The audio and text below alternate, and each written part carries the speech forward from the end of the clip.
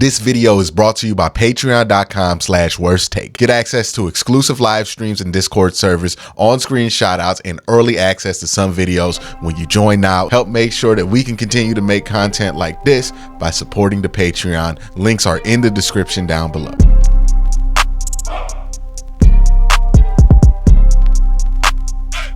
One of my favorite things to talk about when it comes to the 2024 Cleveland Browns is just how good that secondary is and just how much people don't recognize why the Cleveland Browns secondary is so strong. Because this is an opinion I don't think a lot of people have really caught up to, especially those who aren't following the team day to day. Like if you ask the random person who talks about football nationally, they will tell you the Browns are a good run team. They're a good offensive line team, but they're not a team that has like great cover corners or anything like that. And that couldn't be further from the truth. When I look at the Browns secondary, I see them as a secondary that feels like, and it wasn't built this way, but they feel like they were built to be the perfect counter to what the San Francisco 49ers have on offense. In a lot of ways, the Browns secondary is just the defensive version of the San Francisco 49ers offense. Like when you look at it, it's very similar. You have Deebo Samuel, who acts as the zone killer for the San Francisco 49ers. If you're not familiar, Deebo and what he does in the function of Kyle Shanahan's offense is he's a zone beater. Like he does that really well. On the other end of that, you have Brandon Ayuk. And what Brandon Ayuk does is he beats man coverage at an elite level. There's no better man beater in the NFC than Brandon Ayuk in a lot of people's opinion. And I think that's why he's so sought after, is that ability to beat man coverage, and why he's so useful in the 49ers offense, and why they're having such a hard time actually trading him, because what he does and finding somebody who does that specific skill set is kind of rare. Then you have Jauan Jennings, who's kind of their do-it-all guy. If Deebo's out, he could play out wide and be fine. If Deebo's in, he could play in the slot and kind of do some of the dirty work there. Also, you have somebody who's versatile. All three of those wide receivers, is important to mention, block, right? Deebo blocks. Brandon Ayuk is an excellent blocker, and the same thing can be said for Jauan Jennings. They're all good blockers. This is going to be important when I kind of bring up the parallel to the Browns secondary. Then you have somebody like George Kittle, who has a parallel in Cleveland as well. And we know what George Kittle brings to that 49ers offense. The reason I say the Browns are the perfect counter or the defensive version of that kind of offense is when you look at the Browns secondary, it's a similar build, right?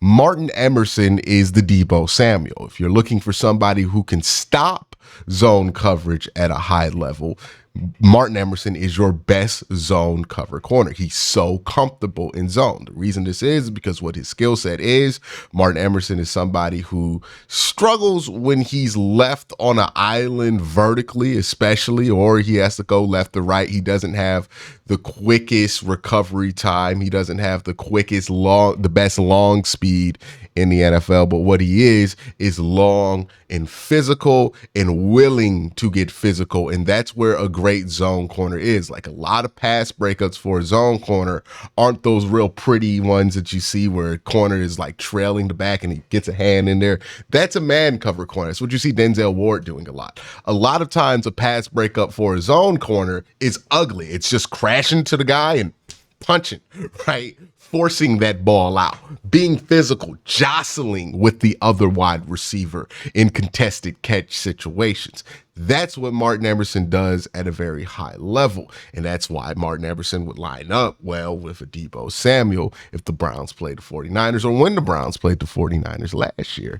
On the other end, the answer to Brandon Ayuk for the Cleveland Browns is Denzel Ward. There's no corner that the Browns feel more comfortable with leaving on an island, even against somebody who's a man coverage gangster like Brandon Ayuk than Denzel Ward. It's honestly a thing of beauty when you see somebody like a Amari Cooper in practice go up against a Denzel Ward, because you're seeing somebody who's elite at man coverage and elite at running routes, like just a route runner, a man coverage killer in Amari Cooper, and they get to go at it and sharpen each other's skill set each summer. I think that is something that's important that the Browns have, right? So you got the parallel with Brandon Ayuk, with Denzel Ward. You have the parallel with Martin Emerson and Deebo Samuel, and then Juwan Jennings and Greg Newsome fit in there quite well, right? Nobody would argue that Juwan Jennings is the best wide receiver on the San Francisco 49ers, but Juwan Jennings does provide a very good,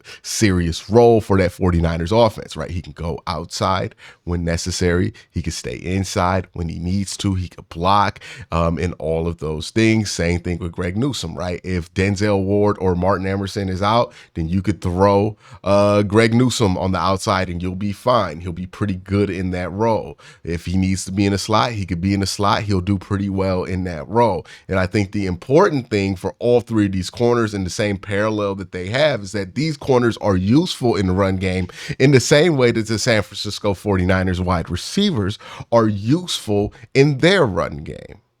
See what I'm saying here, and like why that matchup of corners ended up going in the Browns' favor so well for the Cleveland Browns. You can even add in like a Grant Delpit to be the equivalent of a George Kittle, like both playmakers, both run stuffers, both guys who can get involved in the run game at least, and then both guys who can stretch the field or defend the field getting stretched. The Browns secondary, and the reason I wanted to bring up the Browns secondary in this way, is to make a point about how we talk about DBs versus how DBs get actually used. When it comes to wide receivers and defensive backs, we tend to look at these guys and put them in boxes based on where they sit on a traditional depth chart. Oh, this guy's wide receiver 1. This guy's wide receiver 2. This guy's the slot. He's wide receiver 3. We tend to look at it really strictly on that depth chart. And the same thing with corners, right? He's the number 1 corner. That's the number 2 corner. That's the number 3 corner. So the number 1 corner is going to cover the number 1 guy, and the number 2 corner. Like, we think of it like that way because football is a very complicated game. And in order to learn it, especially at a young age, we have to simplify a lot of things. But as we get older, we learn that we have to kind of unpack these things that we learned and relearn them, kind of, right? Like, I think that's one of the beautiful things about football, is that it's so complicated that you can continue to relearn these processes. And this is the same with how we think about corners. Denzel Ward is the best corner on the team, but that doesn't always mean that Denzel Ward is going to match up with the other team's best wide receiver, or that it's a good thing for Denzel Ward to match up with the other team's best wide receiver, because sometimes what Denzel Ward does well is not something that's going to help him going up against a wide receiver. Like, the biggest example of this I could think of, and the biggest example like the Browns secondary had issues with before they got Martin Emerson, were big physical corners. Like, Mike Williams used to destroy us every time that we would play him. He would always just find a way to get open because we couldn't throw anything convincing at him or use somebody who could slow him down. Like, the big wide receivers would always mess us up because we really had no answer for those big wide receivers. And then comes Martin Emerson. And look, if your best receiver is DeAndre Hopkins, you're going to see Martin Emerson be on DeAndre Hopkins, not because Martin Emerson's our best corner, but because Martin Emerson matches up really well with that. This brings up my main point.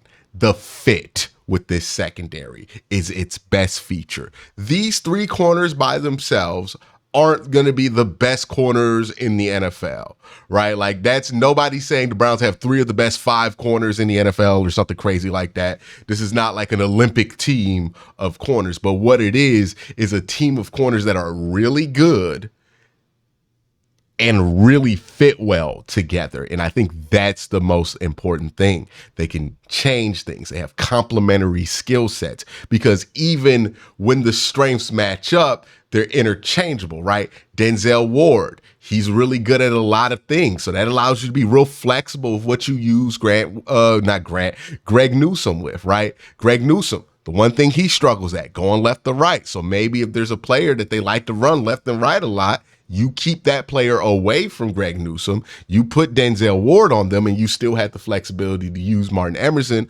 against either a zone threat or a big body threat, right? Like, you have these multiple different approaches to how you want to attack a team from a defensive angle with these three corners, with their fits being so well. It's the same way that the 49ers carve up different defenses with that combination, with that flexibility. It's the same way that the Browns secondary finds a way to kind of put a protective cover over itself. One of the things that's a constant with the Browns defense is that they're not necessarily going to be the best play-to-play defense, right? Like, if you're judging a defense based on mode instead of averages, then you're going to see the Browns kind of rank a little higher than what people would expect, because the Browns are going to give up big plays. The Browns are going to give up chunk plays. The Browns are going to give up chunk plays on the ground.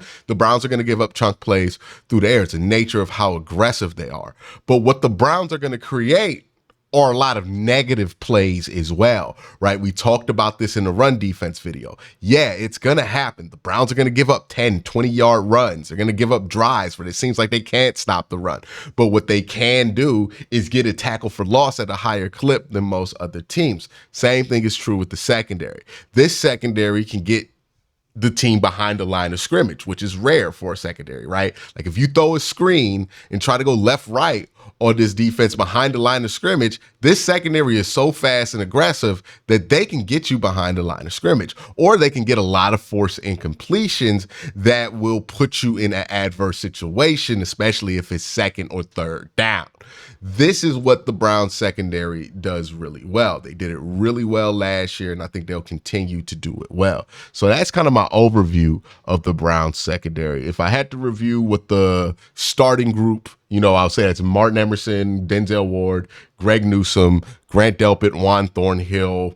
That starting group I feel very good about. I would give it an A grade. If you're asking me about the depth that they have in the secondary, I think it's pretty strong, right? You got Rodney McLeod, you got Cam Mitchell, who I feel very good about, both of them independently. Ronnie Hickman, DeAnthony Bell, I feel pretty strong about as backups. And then you have Khalif Halisi, who I don't feel as strong about, but we're talking about a fourth corner, and the way the Browns work, you're really talking about somebody who's going to be the fifth or sixth option in coverage. I think that's fine there. I'm really happy with this secondary. I think the Browns secondary might be the best feature this team has to offer outside of individually Myles Garrett. I think it's a great room. I think it's going to be set up for a lot of success this year, and that's my review of it. Let me know what you think in the comment section down below. Y'all have a great day. Have an even better night. Peace.